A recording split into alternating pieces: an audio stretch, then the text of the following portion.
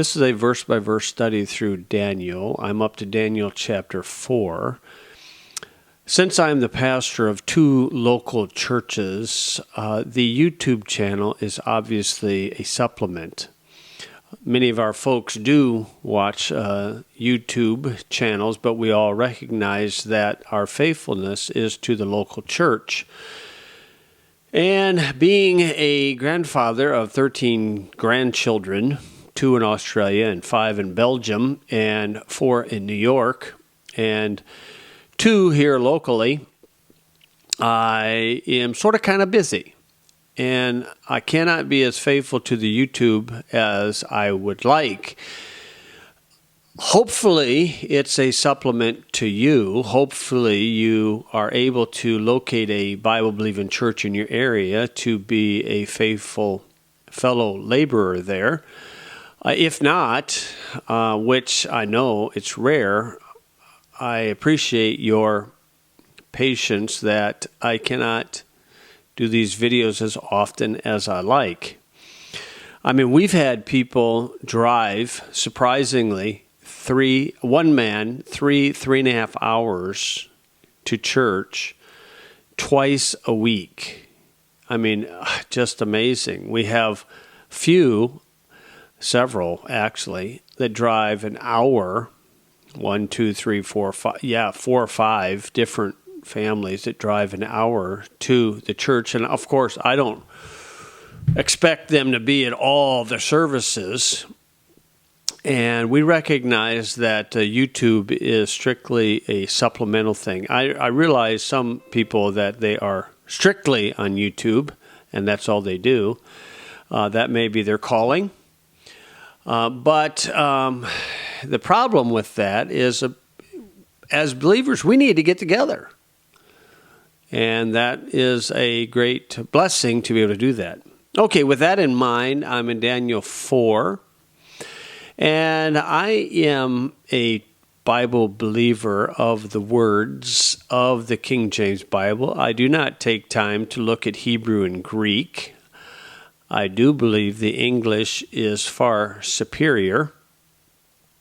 If you've watched any of these videos for a while, hopefully you took note that I do not add or subtract or change any word of the King James Bible, and I desire passionately to understand it with the limitation of a mortal mind. Daniel 4, verse 1, Nebuchadnezzar the king, unto all people, nations, and languages that dwell in all the earth, peace be multiplied unto you. So this is his testimony. Daniel probably was the one that wrote it down for him. And this is his testimony of God smacking him around. And I guess a person can recognize his repentance when he accepted that God smacked him around for 7 years, and he wasn't proud enough not to hide it. I mean, he didn't hide it. He told people about how God smacked him around, and he got the lesson. And that's a good thing. A person ought not to be ashamed to tell others how God gave you a royal spanking, a royal reproof. Chapter 4, verse 2, I thought it good to show the signs and wonders that the high God hath wrought toward me. And high God, most high God, that's usually a Gentile designation. But being Daniel is one of his advisors, signs and wonders come in play because the Jews require a sign, and God used these signs on Nebuchadnezzar to get his attention. Verse 3, how great are his signs? Well, ain't that a fact? And how mighty are his wonders? His kingdom is an everlasting kingdom, and his dominion is from generation to generation. Okay, so here's his testimony. I, Nebuchadnezzar, was at rest in mine house and flourishing in my palace. Okay, them kings in the old past, they like to build them palaces, them stone palaces, or at least maybe possibly they were already built before they got there and they just repurposed them. Most likely that. I'm of the belief that the most advanced people in technology and genetics And just amazing stuff occurred before the flood. Okay, I just really, truly believe that. We're not even close. That's right. With all the technology that we've seen in the last few years, we are not even close. Okay, and then even right after the flood, there's been some fascinating technology. And if you just travel around the world and you see the amazing stone Greco-Roman structures, as I just observed in Brussels, Belgium, and in Ghent, or as the French would say, Gand. Okay, and so they just like these buildings. I don't think Nebuchadnezzar and them built these things. I do believe they were repurposed to them. Well, it says, I saw a dream which made me afraid. Okay, sure, yeah. And the thoughts upon my bed and the visions of my head troubled me.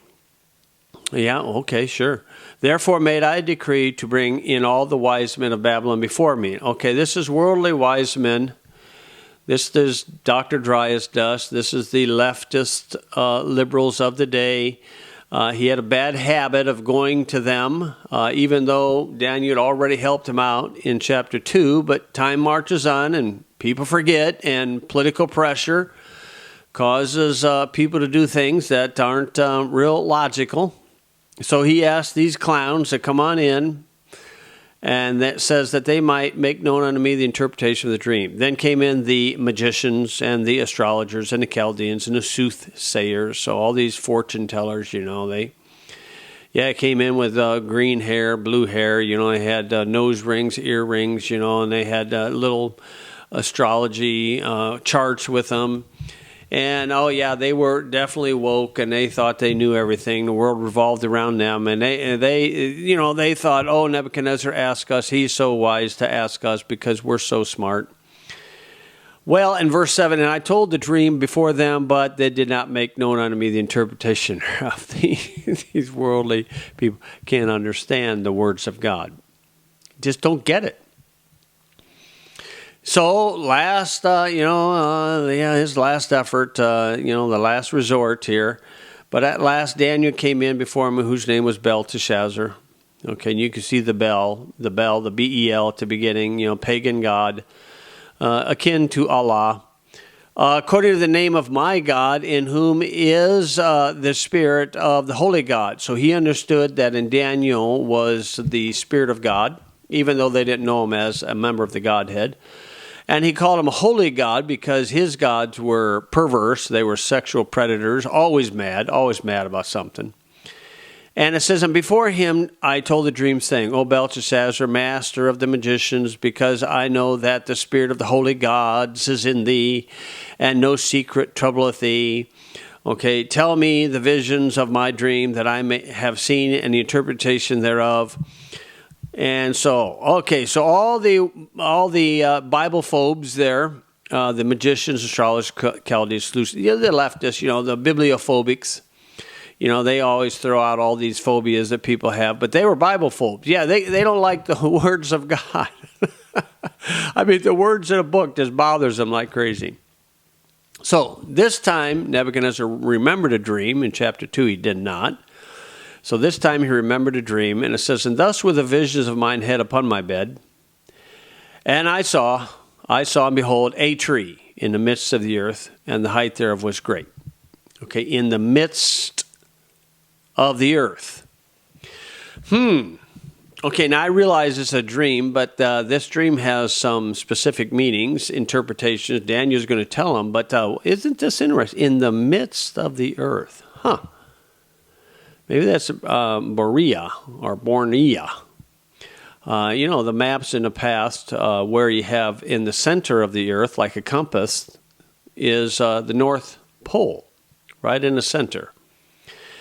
And possibly, that 33-mile black magnetic island that causes the compasses to point to it, no matter where you're at, doesn't point to the South Pole because really there's no such thing. But even at that, there's an edge, and he's going to mention that, or an end of the earth, and he's going to mention that. But even at that, if those thoughts just kind of fry your brain, just turn down the thermostat. Don't worry about it. I'm just kind of sidetracking what the words say. A tree is in the midst of the earth, and possibly that's where the Garden of Eden was, because if you see them old maps. In the true North Pole, in the center of the earth, in the middle of the earth, it said, in the midst of the earth.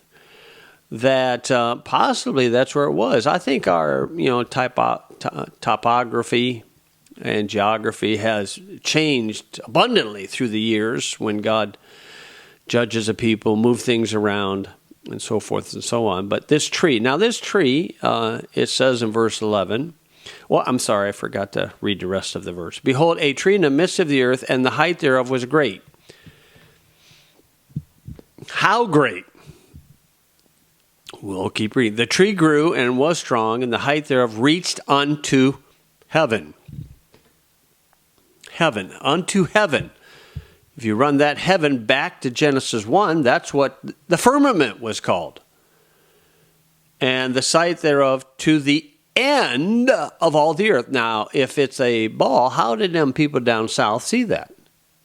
And I realize that, perspective is often a limitation on our viewpoints, but still, in the sight thereof, to the end of all the earth. So if you got a ball, where's the end of a ball? But, okay, I'm just trying to understand the words. If you don't like this idea, okay, then sorry. I'm just going to keep going with what I understand to be true here. It's not a big deal if a person doesn't like that, doesn't accept it. Romans 14, you need to read that. Okay, where you got differences of beliefs. Now, this tree is mentioned, a tree is depicted by the Lord in Ezekiel 31, to be the devil.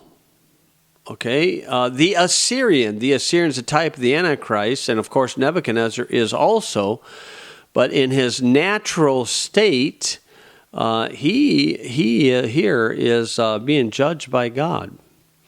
Okay, let's try that Ezekiel 31. Ezekiel, boy, he has a bunch of strange ideas, strange doctrines. I'm sure people was questioning his sanity. But in Ezekiel 31, verse 3, it says, Behold, the Assyrian was a cedar in Lebanon, with fair branches and with a shadowing shroud, and of high stature, and his top was among the thick boughs. The waters made him great, the deep set him up on high, with her rivers running round about his plants, and sent her little rivers unto all the trees of the field. So this Assyrian is a type of the Antichrist. The deep would be the god of this world. And then notice this, therefore his height was exalted above all the trees of the field, and his boughs were multiplied, and his branches became long because of the multitude of waters which he shot forth. All the fowls of heaven made their nest in his boughs, and under his branches did all the beasts of the field bring forth her young, and under his shadow dwelt all great nations. Okay, the fowls, if you go with the parable of the Lord Jesus in Matthew 13, the parable of the sower and the seed, the fowls were pictures of unclean spirits, devils that take the seed out of one's heart. So here in Ezekiel 31, he is likening the Antichrist to a tree, a cedar tree.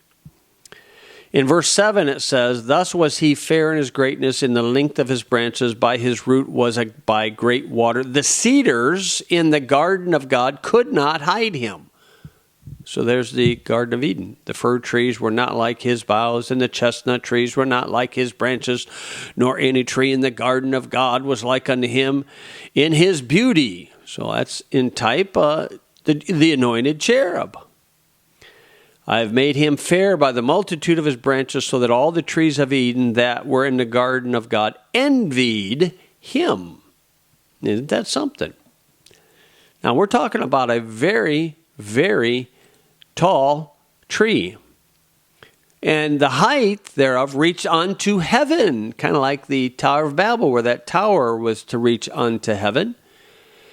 So where everybody on the earth were given the opportunity to see it. Yeah, that's something. Big, big, big, big. Huge. Huge-a-mungo. I mean, gigantic. Why do you think in the Old Testament they talked about the walls around cities being huge, tall? Deuteronomy chapter 3, verse 5. All these cities were fenced with high walls, gates, and bars, beside unwalled towns a great many. How big were these dudes that the Lord had Israel destroy? In Joshua 24:14, it says, "Now therefore fear the Lord, serve him in sincerity and in truth, and put away the gods which your fathers served at the other side of the flood." And that's a weird statement. Your fathers. The father he's talking about is Terah. That'd be the father of Abraham. And he's living on this side of Noah's flood, but this is a different flood. The other side of the flood. "And in Egypt, and serve ye the Lord. And if it seem evil unto you to serve the Lord, choose you this day whom you will serve, whether the gods which your fathers served that were on the other side of the flood, or the gods of the Amorites." Okay, here we go. "The Amorites, in whose land ye dwell, but as for me and my house, we will serve the Lord." Okay, the Amorites, that's a key figure there. How do I know this is Terah? Well, Joshua said it in 24, verse 2. Joshua said unto all the people, "Thus saith the Lord God of Israel, your fathers dwelt on the other side of the flood in old time, even Terah, the father of Abraham and the father of Nahor, and they served other gods." Well, let's see what that country boy's got to say about this. Amos chapter 2. Oh, Amos, he just country boy. He come out, from the hog lot. No, he didn't have hogs because he was a Jew. It came out from the, sheep. That's right. He had sheep. Well, here's what he said. Amos 2:9. "Yet destroyed I the Amorite before him, whose height was like the height of cedars.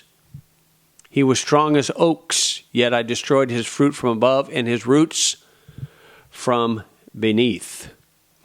When the Lord told Abraham to leave his father's house in Genesis 12, Abraham was really being put to the test, because he had to meander around, that area, the Middle Eastern area, where there were cities with walls that were ginormous, huge, because there were giants running around, and he could have easily been attacked by giants and marauders and taken everything he had and they'd turn around and eat them. In Genesis 15:16, it says, "The iniquity of the Amorites is not yet full." So, that was when Abraham was told to go from place to place, and that's something to think about. And you can see the great faith that Abraham had. Okay, back to Daniel 4. As I'm reading through this, I'm just sincerely trying to understand what's going on. And when he talks about these trees and their sight into end of all the earth, and their height was great, and the giants of the day were as big as cedars, okay, I'm dumb enough to believe it. Verse 12, he said, "The leaves thereof were fair, and the fruit thereof much, and in it was meat for all. The beasts of the field had shadow under it, and the fowls of the heaven dwelt in the boughs thereof, and all flesh was fed of it." Okay, so there we go. You can run across references, the fowls, the birds, strictly for the birds, A little birdie told me. Okay, he's got bats in the belfry. If you take the cross-reference that I have in the reference Bible, Matthew 13, those birds are unclean spirits. And the beast, the dogs, she's gone to the dogs. those would be the false prophets, and these are the ilk of the Antichrist, okay, and or some world kingdom where they have the shadow government. The field had shadow under it, and these were the ones abusing the people. So then he said this, I saw in the vision of my head and upon my bed, and behold, a watcher and holy one came down from heaven. So God is going to judge this society, this kingdom. And he's done this on multiple occasions throughout time, and the Lord likes to leave some of the evidence, but the devil will often seek to destroy the evidence, because when he gets, his butt kicked, he doesn't want people to see that the Lord has made an open show of him. So in verse 14 it said, he cried aloud and said thus, hew down the tree and cut off his branches, shake off the leaves and scatter his fruit, let the beasts get away from it and the fowls from the branches. Nevertheless, leave the stump of the roots in the earth, even with a band of iron and brass, in the tender grass of the field, and let it be wet with the dew of heaven, and let his portion be with the beast in the grass of the earth. Okay, stump. Common saying, boy, I'm stumped. I'm stumped. Okay, so I'm going to give you a series of pictures, and you tell me if you could look at this through the eyes of a child and believe this. Now, I know that's tough for us, but when you're looking at the Devil's Tower, okay, the Devil's Tower in the Black Hills of northeast Wyoming, what do you see? If you put eyes on there like a child, what do you think a child would see if they're looking at this picture? Okay, a person might say, well, I'm stumped. And this is a sign of judgment of Nebuchadnezzar, where this tree is going to be cut down, and this tree was huge. How about this one? Doesn't that look like a tree to you? Doesn't it look like somebody cut that tree down? Okay, how about that view of it? Does it look like somebody cut that tree down? Oh yeah, I know scientists are going to say millions and millions of years ago, but that's been petrified. Doesn't that look like a tree stump? And it's an amazing thing. Scientists can't figure that out. Those are hexagonal shapes, six-sided shapes, like the beehive, six-sided, like a tree, like a stump. Ooh, there we go. There's a stump. Do you see how that is? Does that kind of look like it? See how that one is? Kind of worn out? I mean, we go back to that. Ooh, how about that? How about that? Isn't that something? Doesn't that look the same? Could that have been an actual tree? An actual tree? Oh, yeah. I mean, we put this, and then we go to this. Are your eyes able to see what's going on with this tree? Man, this tree reached unto the heaven. And the Lord had a holy watcher with a huge chainsaw come down and take it down. And it looks like that today. You cut a tree down, it looks like that. I did about over 200 of trees, not this type of a tree, but I did white pine and eastern pine, and over 200 to make a log house. But what's that look like to you? Petrified force. I mean, do you have eyes to see? This is stone today, but can you see somebody, maybe a giant with some sort of saw hacking these up, and he's getting some firewood setting aside there?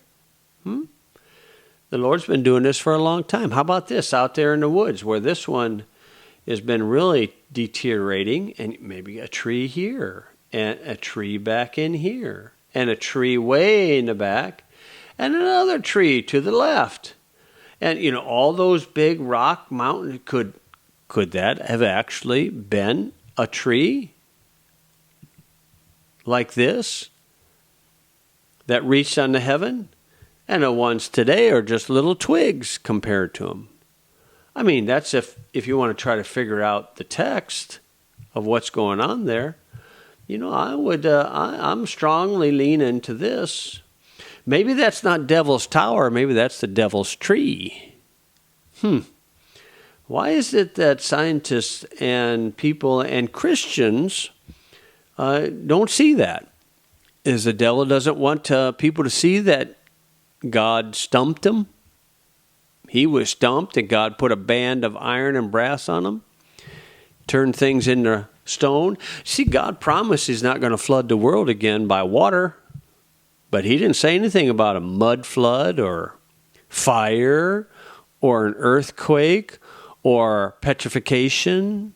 I mean, he said, didn't John the Baptist say that of these stones the Lord could raise children of Abraham? Maybe there's those stones. Maybe those stones were actually petrified Jews of the past. Maybe. I mean, Joshua said that a stone in Joshua 24 is going to be a witness. Yeah, that's right. He said that in Joshua 24. Let me see if I can get to it real quick here. Joshua 24. He's testifying to these people. And then he says over here in verse 26, Joshua wrote these words in the book of the law of God and took a great stone and set it up there under the oak that was by the sanctuary of the Lord. And Joshua said unto all the people, behold, this stone shall be a witness unto us, for it hath heard all the words of the Lord which he spake unto us. It shall be therefore a witness unto you, lest ye deny your God. That stone has a recording device and can hear what's going on. Oh boy, that's something to think about. I tell you, the God of this Bible and this book is just phenomenal if you just believe it. Okay, Daniel 4:15, it says, nevertheless, leave the stump. Boy, does that stump you? Of his roots in the earth, even with a band of iron and brass, and in the tender grass of the field. Okay, what's going to happen to Nebi himself? Verse 16, let his heart be changed from man's, and let a beast heart be given unto him, and let 7 times pass over him. If you look at that doctrinally, does that beast heart sort of kind of remind you of Revelation 13? Verse 2, that leopard. And 7 times, does that sort of kind of remind you of Daniel's 70th week? Verse 17, this matter is by the decree of the watchers, and the demand by the word of the holy ones, to the intent that the living may know that the Most High ruleth in the kingdom of men, and giveth it to whomsoever he will, and setteth up over it the basest of men. Now there's a standard right there, the basest of men. You know how when a country is so loaded with sin is given in Proverbs 28 verse 2, it says, for the transgression of a land, many are the princes thereof, but by a man of understanding the knowledge of the state shall be prolonged. When you have big government, you got big sin. You get bribery, lies, and these ones here are scum at the top. People often say that, the cream rises to the top. But you got to remember that sewage floats. I mean, for a long time, I couldn't figure out how in the world is this guy going to keep his kingdom for 7 years, and here we got an actor-in-chief that is the basest of men. He and Camel Face Harris, the basest of men. Oh yeah, I'd probably put her in the man realm. But these low-life scum. It's just amazing. That is the standard, my friend, of government officials. That's the standard. That's the norm. The exception is going to prove the rule. The exception proves the rule. The Lord puts the basis of it. Ain't that why compromise is the lifeblood of politics? Because unprincipled men often get in power. Obama or Biden. Biden said before the election that he has the greatest scheme of election fraud set up. I mean, he did. These guys let it out of the bag. Well, 18, this dream I, King Nebuchadnezzar, have seen. Now thou, O Belteshazzar, declare the interpretation thereof, forasmuch as all the wise men of my kingdom are not able to make known unto me the interpretation. Yeah, those poor dumb thumps. Blind as a bat in a cave at midnight. But thou art able, for the spirit of the holy gods is in thee. He knew an honest man when he met one. He said holy gods. Those are the guys, them perverts or sexual predators. You know, they're pervert gods. And he knew the God of the Bible had a spirit. He didn't know he's a member of the Godhead. Okay, verse 19. Then Daniel, whose name was Belteshazzar, was astonied. We would say astonished, but astonied, petrified. Yeah. For 1 hour. Now, most people tend to think, okay, was he having a hard time getting the answer, or was he bothered by the answer, and he had a good relationship with Nebuchadnezzar, and he was afraid what was going to happen to him. And his thoughts troubled him. The king spake and said, Belteshazzar, let not the dream or the interpretation of trouble thee. Belteshazzar answered and said, My lord, the dream be to them that hate thee, and the interpretation thereof to thine enemies. Yeah. You see, that's what government policy is. It's a survival of the fittest. It's dog eat dog. I mean, these scum. Yeah, that's how it works. They hate each other. No different than a lion's pride of lions. Yeah. Americans, we've gotten... A lot of Americans think, oh, if I get a Christian in office, maybe Mike Pence. If he's a Christian, I'm a monkey on Mars. I mean, what a thing. These low-lifes, scum. Yeah. Scum, that's a good Bible word. You only find that in the King James Bible. Some would say scumbags. Okay, well, he said, Nebuchadnezzar, Nebuchadnezzar, your enemies are going to manifest. Your enemies are going to get the high ground over you. The tree that thou sawest, which grew and was strong, whose height reached unto the heaven. Ooh, big tree.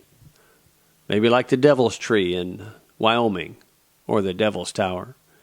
And the sight thereof to all the earth. How in the world did they see that down under? If there is a down under.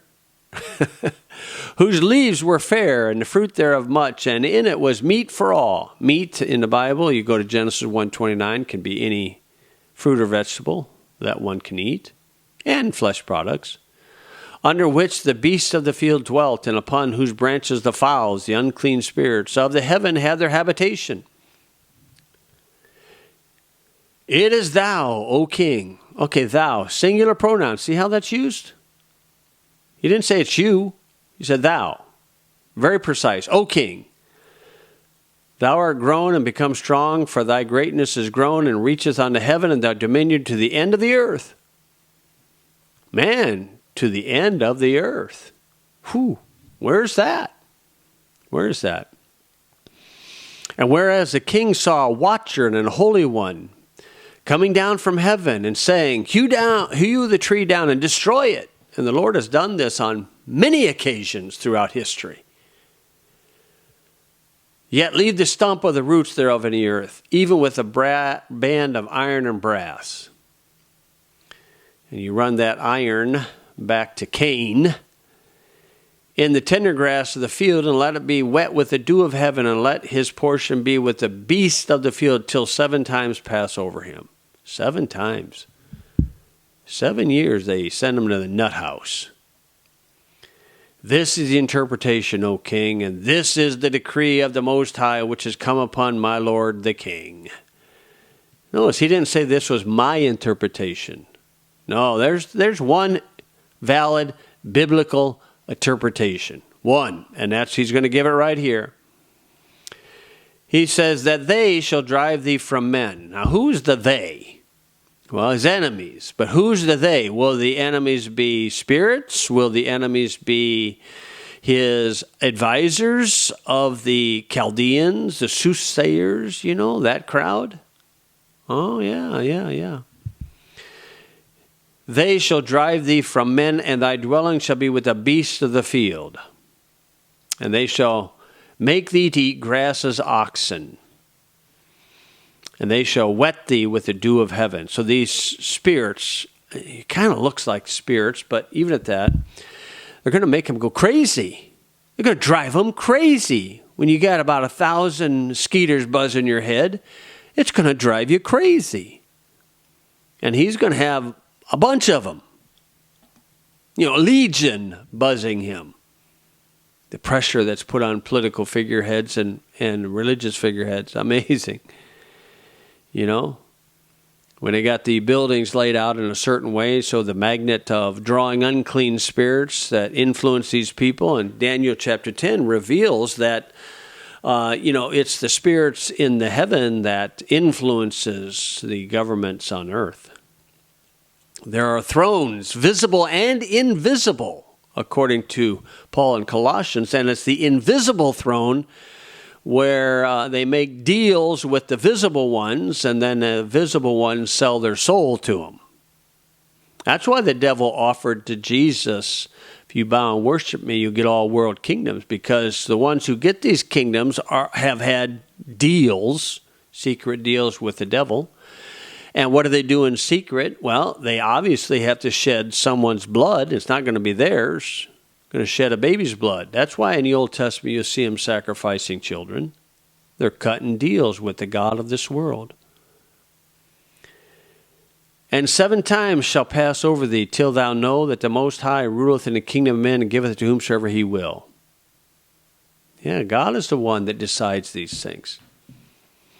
You say, well, I voted. Electronic voting? Yeah, right. Yeah, that's how that works. I don't know about that stuff. And then he says, whereas they commanded to leave the stump of the tree roots, thy kingdom shall be sure unto thee. After that thou shalt have known that the heavens do rule. The heavens, that's second and third heaven, that's the throne of God. He delegates it out. Okay, to who? Usually the basest of men. Usually. On an exception, once in a while, you'll have somebody like a Queen Elizabeth or King James. Well, in verse 27, wherefore, O king, let my counsel be acceptable unto thee, and break off thy sins by righteousness, and thine iniquities by showing mercy to the poor. So obviously he didn't show mercy to the poor, and that's how he got a bunch of money, by the taxation of the poor, where they couldn't fight it. Now this is an Old Testament advice. Okay, Old Testament advice, because sin was more on commission, on committing something, and this sins by righteousness. If you run that back to Ezekiel, I put it back to Deuteronomy 6, but that'll work too. But Ezekiel, I would say 18:24 would be the best shot. That's why I put that in the center column.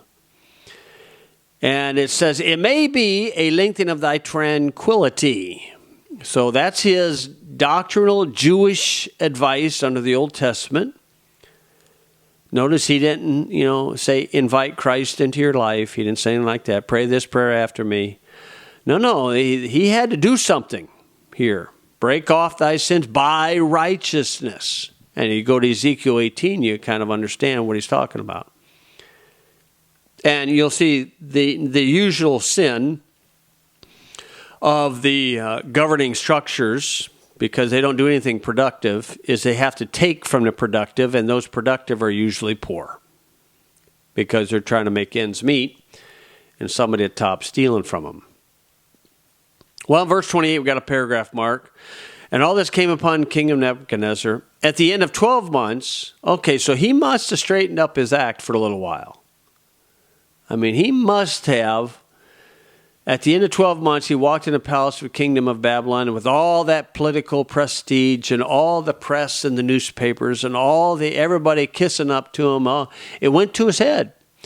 There's a saying that says that power tends to corrupt, and absolute power corrupts absolutely. Now, that's a usual statement, and I would say it's not the power that corrupts, because Jesus Christ is powerful. It's a corrupt heart that allows the power to manifest the corruption of the heart. But even at that, there you go. The king spake and said, Is not this great Babylon that I have built for the house of the kingdom by the might of my power and for the honor of my majesty? No, bud, it wasn't by yours. You stole it. You stole those things. You murdered people in order to get it. And by the might of my power, you can easily run to Deuteronomy chapter 8, verse 18, and recognize that God can take it from you anytime he wants, and he's going to take it from him. It don't take the Lord much. He can just give a little aneurysm. He can make somebody go nutty. Okay, just send a bunch of flies to him. Unclean spirits, got bats in the belfry. So in 31 it says, While the word was in the king's mouth, there fell a voice from heaven saying, O King Nebuchadnezzar, to thee it is spoken, the kingdom is departed from thee. Oh, his pride. Boy, that pride there. Is not this my kingdom? You know, a lot of Baptist preachers like that. You know, I would dare say this is why Paul advised where he was a tent maker, where he worked with his hands, and I would say that a preacher needs to work with his hands. He needs to take his shoes off, walk in a dirt garden. He needs to walk around a chicken and get some pookie on his feet. And you realize that you're not as smart as you think you are. You're not as clean, as wholesome as you think you are. Not as holy as you think you are. You realize the world don't revolve around you.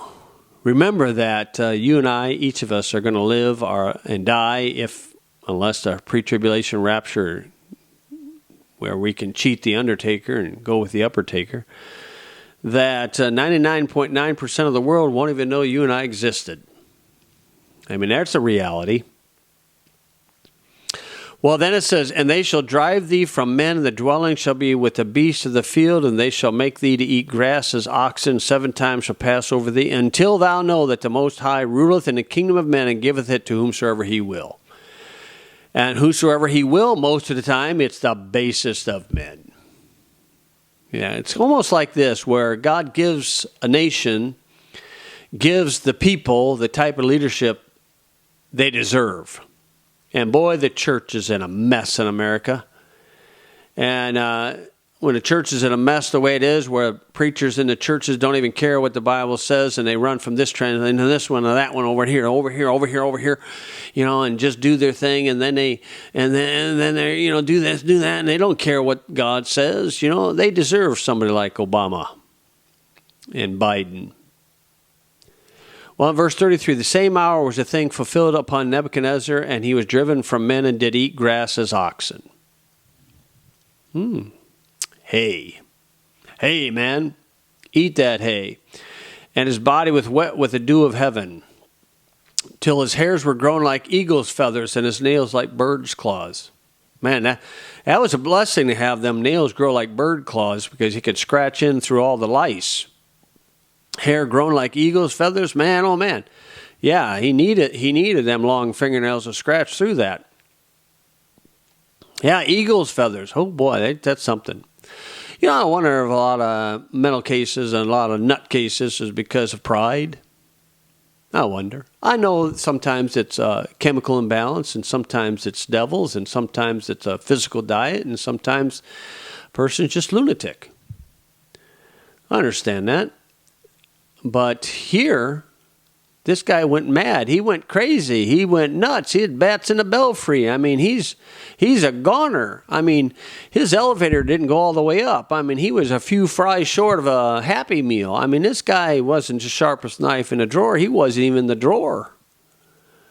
I mean, it's Nebuchadnezzar. Why? Because God knocked him down. Yeah. But amazing thing about this guy is he's willing to testify that God humbled him. The devil won't do that. Oh, no. A narcissist won't do that. A psychopath won't do that. No apologies there, not from them. They won't admit it. This makes Nebuchadnezzar a little bit different. Was he declared righteous after this? I don't know. I know doctrinally he's a type of the Antichrist. But in this chapter, his testimony became part of Scripture. 34, and at the end of the days, I, Nebuchadnezzar, lifted up mine eyes unto heaven, and mine understanding returned unto me. Boy, what that good of God? Oh, God's mercy. And I blessed the Most High. Oh boy, that's when you know he truly accepted the punishment for his sins. He's willing to testify about it. And I praised and honored him that liveth forever, whose dominion is an everlasting dominion, and his kingdom from generation to generations. Oh boy, did he get humbled. It's much better to humble yourself in the sight of the Lord, and he shall lift thee up, rather than to eat humble pie. But boy, it's better to eat humble pie than not at all. 35, and all the inhabitants of the earth are reputed as nothing. Yep, ain't that the fact? Ain't that the fact? You know, a lot of times preachers, professional athletes, politicians, opera singers, the world revolves around them, they think. And he says, and he doeth according to the will in the army of heaven. Okay, that would be the spiritual angels, army of heaven. They influence the governments on earth. I don't know if I could say they control them, but they certainly influence them, and one yields to them. And among the inhabitants of the earth, and none can stay his hand or say unto him, what doest thou? There's a comment saying, what you doing? What you doing? And at the same time, my reason returned unto me, and for the glory of my kingdom, mine honor and brightness returned unto me. And my counselors and my Lord sought unto me. Those may have been, what happened to the Chaldeans, and the soothsayers and the magicians? The ones that drove him from the state of men. Maybe he realized the deep state of his day, and he got rid of them. And I was established in my kingdom, and excellent majesty was added unto me. Oh boy. Man, the end. That's good when he humbled himself. Now I, Nebuchadnezzar, praise and extol and honor the King of heaven. The King of heaven. All whose works are truth, and his ways judgment. And those that walk in pride, he is able to abase. Yeah, those that walk in pride, gay pride, he is able to abase. Yeah, see how that's going to work out in a few more years. How that pans out. You see, this thing about Nebuchadnezzar reveals that this man really, truly did learn his lesson when he is willing to tell others what really happened to him. What a story. What a thing about Nebuchadnezzar, that dream and Daniel's interpretation. And how did he close that out? Oh yeah, he closed it out this way. And those that walk in pride, he is able to abase.